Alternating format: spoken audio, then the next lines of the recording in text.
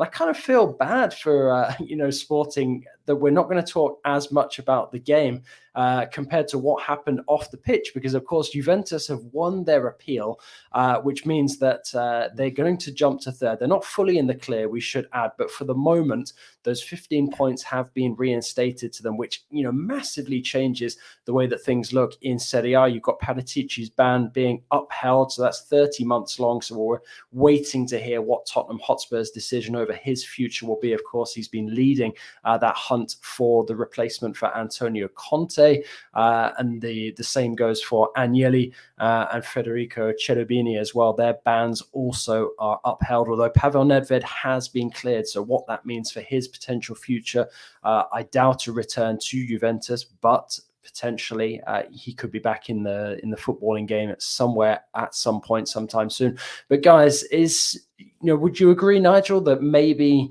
Juve going to Sporting for what was quite a difficult quarter-final second leg, was arguably overshadowed by the news that came out of Serie A towards the end of the day? I would have to say so, JJ. It does overshadow it, because if you look at the Serie A standings now, and with Roma doing well and obviously currently winning as we speak right now, that it makes Jose Mourinho look like an absolute miracle worker with what he's done with the two Milan teams now about to face off in the Champions League semi-final, and then they're both fighting to struggle to maybe finish in the top four.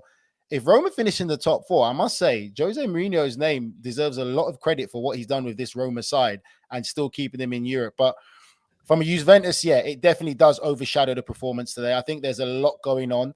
There's a lot to take in. And as you stated, JJ, there is still some punishments that could be issued. So it's not the end of it. But from a perspective of being in the dressing room, you'd have to say this completely changes the mindset of the players and the mentality now.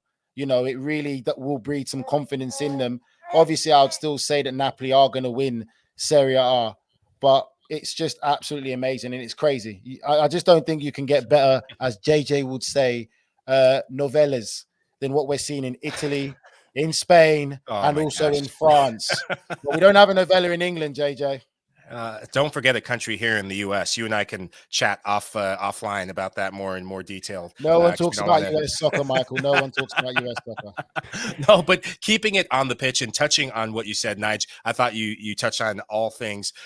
Only in Italy can you get points deducted.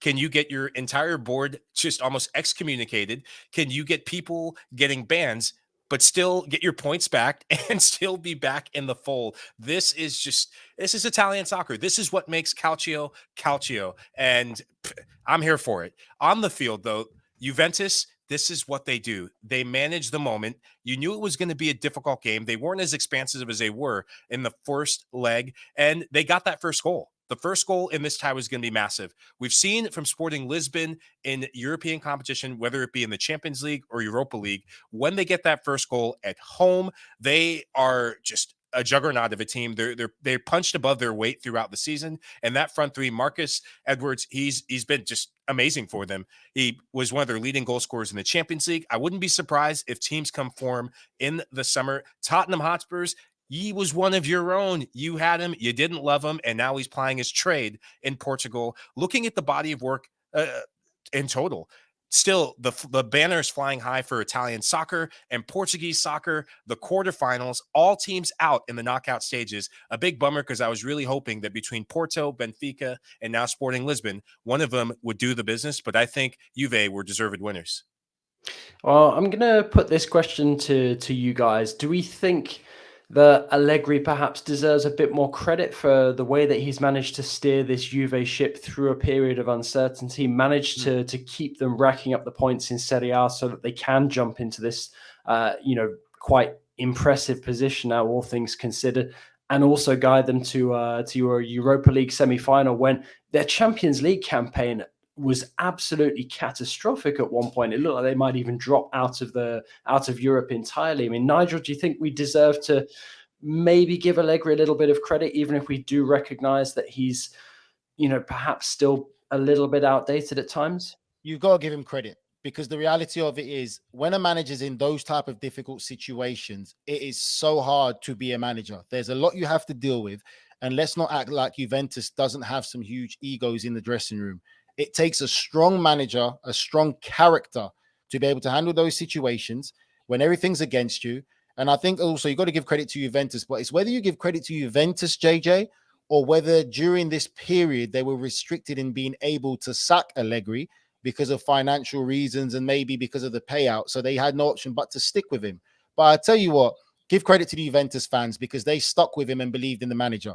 And they put the blame at the feet of the players for not performing.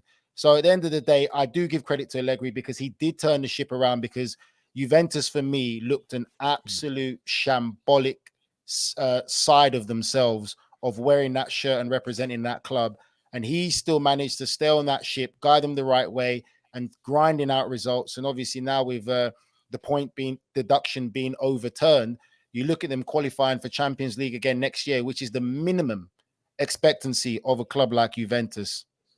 Yeah, I think you had to look at what Max Allegri had to deal with when he got the job or when he took over and coming into this season. He had gotten a Paul Pogba who was unfit. Angel Di Maria gets injured. Paredes, the less we say about him in that relationship, the better. JJ, you'll know more about that. And they're just ugly infighting and where that relationship stands. So these are three big players. One of them started in the FIFA World Cup final, won the World Cup, another World Cup champion. And you don't have your main players. You get this big band, you get the points deduction. And where does he turn? He turns to the youth academy system of Juventus. Fagioli, he's been a revelation for Juventus. Moretti gets the start, hadn't been starting throughout this competition, or as of late, didn't look out of place at all. That is a balanced Juventus squad. And Locatelli, the job he's done, he was in a more advanced role to start the season, being that anchor, that playmaker, deep lying playmaker. He's been the metronome, Mr. Consistency. And golf clap for Adrien Rabiot. Big fan of this guy, played well at the FIFA World Cup with France, and he got the goal. It's his 11th of the season. And where does he stand? Joint top scorer for Juventus this season. That's well done from the Frenchman and well done for Allegri and Juventus.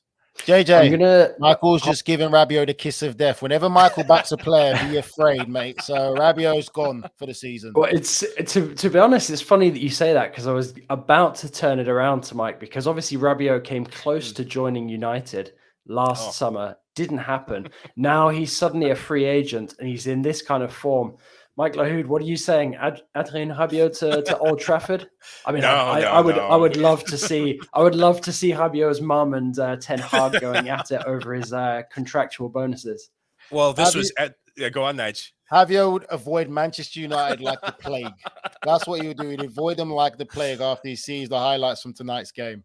We'll have to have him on House of Champions first to get the exclusive on when that deal is happening. No, United, they have too many midfielders. The focus, and we'll hear from Fabrizio Romano, can't wait for when he says that here we go. The focus better be on getting a lead striker for Manchester United. That is a missing ingredient. And if I don't hear that Harry Maguire is on the transfer list, you know what? I'm going to be shopping around for one of my 20 teams that I support. I'm going to be pissed.